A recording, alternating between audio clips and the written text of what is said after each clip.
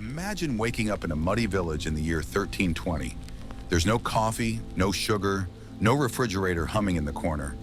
Just a smoky room, the faint smell of boiled cabbage, and a stale piece of dark rye bread. This was breakfast. Today we'll travel back in time to discover what people actually ate in the Middle Ages and why food was often the difference between survival and starvation. For the average medieval peasant, food was simple, very simple. Meals were based on what they could grow, forage, or store. Pottage, a thick vegetable stew, was a staple. It simmered all day over a hearth and might include onions, leeks, cabbage, or herbs. Sometimes grains or beans were added to make it more filling. Meat? Rare. Most peasants only ate meat on holidays, and even then, it was often a small amount shared with others. While peasants struggled with scarcity, the nobility dined in abundance. Noble tables featured white bread made from refined wheat flour, soft and luxurious. Their meals included roast meats, pies, and exotic spices brought from distant lands. They drank wine, imported fruits like dates and figs, and enjoyed sweet desserts. The contrast was stark. Bread was the backbone of medieval food. Peasants ate dark, heavy loaves made from rye, barley, or oats, sometimes mixed with beans or even tree bark during famine. White bread, known as wastel, was reserved for the wealthy. For most people, bread wasn't just a side, it was the main course.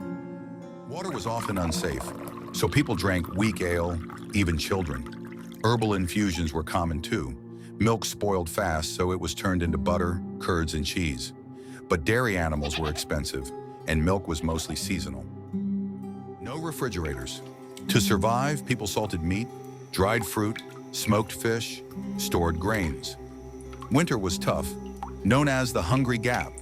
Spring crops hadn't grown yet, but summer and autumn brought berries, apples, greens, and fresh bread. Religion shaped the medieval plate. There were over 150 fast days a year. On those days, no meat, no eggs, no dairy. People ate fish, grains, vegetables. Even monks created elaborate fish-based recipes to make fasting easier.